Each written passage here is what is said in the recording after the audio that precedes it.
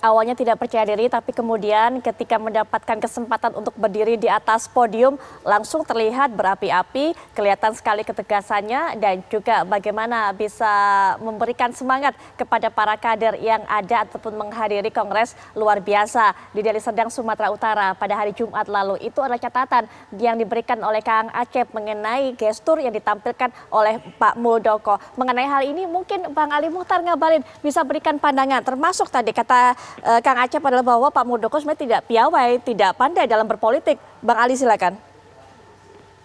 Ya, terima kasih Mbak Putri, Dr. Puang Andi Malarangang, kemudian Dr. Acep dan Kang, satu lagi lupa saya Kang di studio. Ada Mas Nyarwi di sini bersama saya, Bang Ali. Terima kasih, mohon maaf. Nanti biar dari perspektif ilmu semiotik, ya, ilmu yang menjelaskan tentang membaca tanda-tanda, kemudian memberikan makna dari satu keputusan dari tanda yang dilakukan. Tentu saya tidak masuk dalam apa yang tadi dijelaskan oleh Kang Dr. Iwan, Kang Acep ya, tetapi yang saya mau bilang bahwa kapasitas seorang Jenderal TNI Purnawirawan Muldoko, saya kira semua kita sepakat bahwa organisasi yang mapan, organisasi yang sangat siap mempersiapkan kadernya dengan berbagai aspek pengetahuan dan pengalaman. Saya kira sosok seorang Jenderal TNI Purnawirawan Dr. Muldoko kita tidak ragukan. Karena itu adalah kepala staf yang sehari-hari saya melihat bagaimana leadership dan manajemen manajerial yang beliau lakukan selama kami di kantor staf kepresidenan. Sehingga sungguh-sungguh saya tidak bisa masuk dalam memberikan perspektif yang tadi Mbak Putri tanya dan dijelaskan oleh Kang Acep. Sebab begini, kalau dibahas nanti itu kami mengerti karena kita sekolah komunikasi, tetapi saya kira biarlah itu menjadi bidang yang ilmu yang menjadi bagian daripada Kang Dr. Acep begitu. Tapi Bang Ali, adakah mungkin sikap tertentu yang akan diambil oleh KSP? Karena ada juga ataupun banyak juga pengamat politik, bahkan pengamat hukum yang mengatakan bahwa sudah seharusnya Pak Muldoko kemudian mundur ataupun diberhentikan dari KSP mengenai hal ini. Ada tanggapan mungkin dari kantor staf kepresidenan?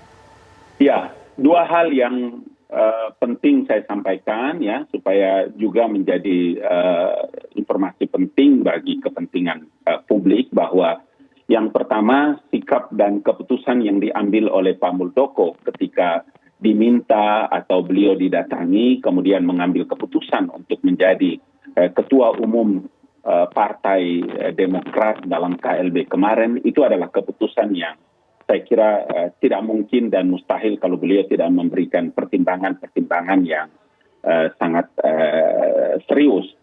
Karena jujur saya mau katakan, dan ini saya sampaikan di beberapa teman-teman yang lain juga, bahwa kami tidak pernah membahas dan membicarakan tentang masalah Partai Demokrat di kantor staf Presiden. Begitu juga beliau tidak pernah membicarakan dengan kami tentang apa yang menjadi organisasi yang beliau pimpin, HKTI. Artinya apa? Sangat proporsional Pak Muldoko itu meletakkan posisinya mana tugas-tugas yang harus kami lakukan terkait dengan membackup kebijakan-kebijakan Bapak Presiden di kantor staf Presiden, dan mana urusan-urusan yang beliau tidak mengajak kami bicara. Itu sebabnya saya memberikan apresiasi kepada beliau, dan saya kira sah-sah saja kalau kemarin begitu beliau secara aklamasi dipilih, kemudian saya pun sebagai kawan, sahabat, dan anak buah, saya harus memberikan apresiasi dan ucapan selamat atas amanah dan tanggung jawab yang diberikan kepada Pak Muldoko. Begitu Mbak Putri. Baik Bang Ali, kalau tadi kita sudah dengarkan pendapat Kang Acep, memang itu dari gestur yang ditampilkan oleh Pak Muldoko. Tapi mungkin kalau melihat sepak terjangnya termasuk pandangan dari segi politiknya, Mas Nyarwi bisa berikan pandangan mengenai hal ini? Ya, saya kira gini Putri, ada dua hal di sana ya. Yang pertama kan soal hak warga atau hak individu untuk berpolitik ya. Kalau terkait Pak Muldoko, saya kira semuanya punya hak sebenarnya, termasuk Pak Muldoko. Cuma kemudian kan yang orang bertanya kan soal mekanisme kan gitu. Terlepas bahwa diundang apa aktif itu kan bisa diklarifikasi sebenarnya. Tetapi kemudian mekanisme ini dipandang etis apa tidak kan gitu. Oleh misalnya yang merasa partai existing, atau oleh yang merasa bahwa yang dipecat itu juga perlu menyelenggarakan KLB gitu loh. Ini kan dua perspektif yang berbeda. Yang kalau kita simak kan, kalau misalnya dari kubunya Bang Andi, ya yang mengawal Pak AHY kan, ini pembegalan partai politik, kira-kira gitu. Dan partai itu butuh otonomi ya, butuh kedaulatan. Nah, tetapi kemudian dari kubu yang menyelenggarakan KLB kan kita bisa lihat selama ini Demokrat itu kurang dikelola secara demokratis, kira-kira gitu. Sehingga perlu semacam gerakan yang mengarah ke KLB. Nah, pertanyaannya apakah demokratisasi perlu berujung sampai KLB apa tidak? Nah, itu kan sebenarnya pertanyaan-pertanyaan yang bisa di dalam Demokrat sebenarnya. Nah, saya kira juga ada dua nanti yang prediksi saya, mungkin minggu depan jadinya itu kalau misalnya legalitas KLB itu kemudian diakui gitu ya, saya kira ini menjadi PR baru juga bagi tantangan baru ya bagi Pak AHY dan juga Bang Andi untuk merespon itu secara legal. Walaupun secara existing partai secara sosiologis itu real itu ada misalnya di bawah pimpinan Pak AHY. Tapi kemudian aspek legalitas ini kan seringkali kita sudah menyimak pengalaman-pengalaman masa lalu di mana kadangkala legalitas itu menjadi kuncinya dan pertanyaannya kemudian kadangkala kan ini tidak lagi menjadi sesuatu yang benar bahwa proses hukum itu netral ya di atas kertas bisa dijalankan dengan netral, tetapi fakta politik kadang-kala kan tidak netral ya, sehingga siapa saja yang kemudian dianggap diuntungkan atau punya kuasa bisa mengambil peluang ya bisa juga kecolongan lagi gitu misalnya begitu, atau bisa juga justru beruntung malah menang 2 kali misalnya begitu. Jadi itu ada peluang, itu ada evidence di mana misalnya kalau kita lihat ya Putri ya di masa Gus Dur Caimin kalah misalnya ya. Tetapi kan juga kita lihat juga kalau misalnya di masa sebelumnya misalnya Golkar juga kemudian kan bukan saling menghilangkan, ada konsensus yang kemudian jadi satu muncul pimpinan baru misalnya. Ya itu kemungkinan bisa terjadi. Baik, yang disampaikan oleh Mas Nyarwi ini seperti ditanggapi oleh Bang Andi, sudah senyum-senyum saja dari tadi Bang Andi. Silakan Bang Andi. Jadi ujian berikutnya bagi Mas AHY dan teman-teman untuk bisa merespon upaya legalitas dari kubu seberang. Pertama, saya mempertanyakan kehadiran Saudara Ali Mohtar Ngabalin di sini. Bicara soal KLB Demokrat. Ya, itu karena begini, Pak Muldoko sendiri bilang dalam konferensi pers pertamanya. Ya, dia bilang, ini Muldoko, jangan ikutkan Pak Jokowi.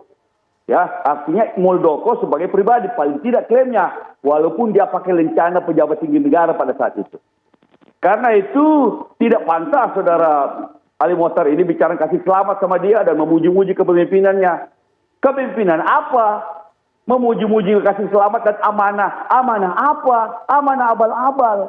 Mestinya kalau ini kan katanya Pak Ali Mohtar tidak bicara Pak Muldoko tidak bicarakan soal Partai Demokrat. Sudah kalau begitu. Tidak perlu seorang dari kantor staf kepresidenan itu ikut-ikut campur dalam soal ini.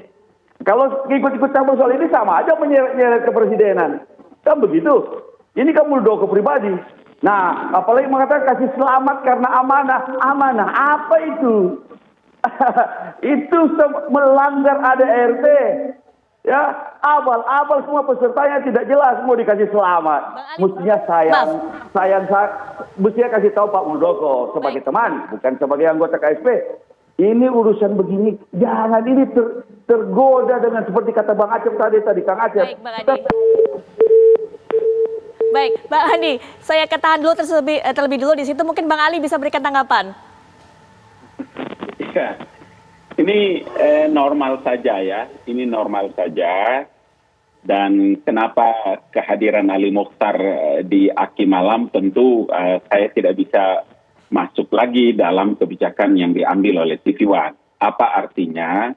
Artinya bahwa dari awal dan di beberapa tempat saya selalu mengatakan bahwa urusan KLB, urusan Ketua Umum Pak Muldoko dengan Demokrat, kemudian dialog kita pada malam hari ini, tentu saya harus hadir ketika ada orang yang punya persepsi atau ada opini yang sedang dikembangkan oleh Pak Dr. Puang Andi Malarangang terkait dengan menduga keterlibatannya istana atau presiden, maka saya harus melakukan klarifikasi itu.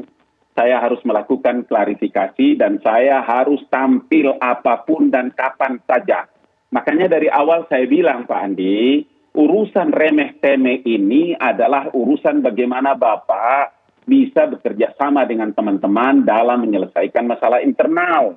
Keputusan ini adalah keputusan pribadi yang diambil oleh Pak Muldoko.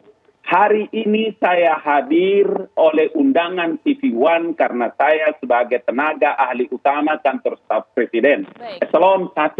Ya. Untuk apa? Untuk jangan Pak Andi dan siapapun ya membawa-bawa dan menyeret-nyeret nama Presiden Joko Widodo dalam urusan internal Partai Demokrat. Baik. Itu Pak Andi. Baik, Bang Ali. Karena itulah kenapa saya dianggap representasi dan diundang oleh TV One. Baik, Bang Ali. Saya juga tidak mau bicara ini kalau bukan menjadi bagian daripada representasi untuk bicara. Baik, Bang Ali. Kalau saya memberikan ucapan selamat, boleh dibaca. Saya Ali Mukhtar Ngabalin. Saya tidak pernah membawa-bawa pangkat jabatan dan tugas saya. Saya Ali Mukhtar Ngabalin secara pribadi. Saya dekat dengan Pak Muldoko.